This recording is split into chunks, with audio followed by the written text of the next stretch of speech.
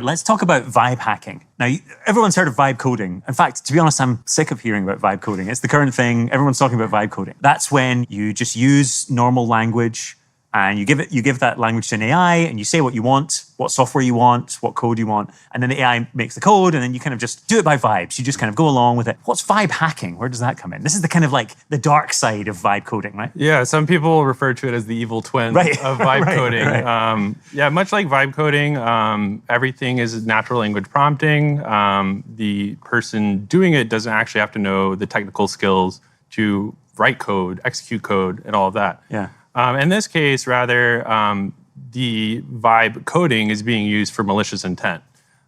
So it could be for something like writing malware or developing new capabilities for their hacking toolkit.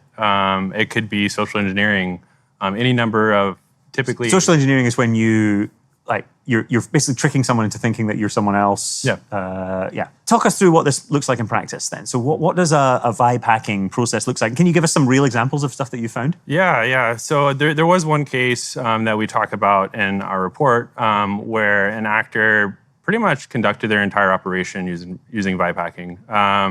Within about a month's time frame, they hit about 17 organizations. In this operation, they were doing something called data extortion. So this is like a cousin to ransomware.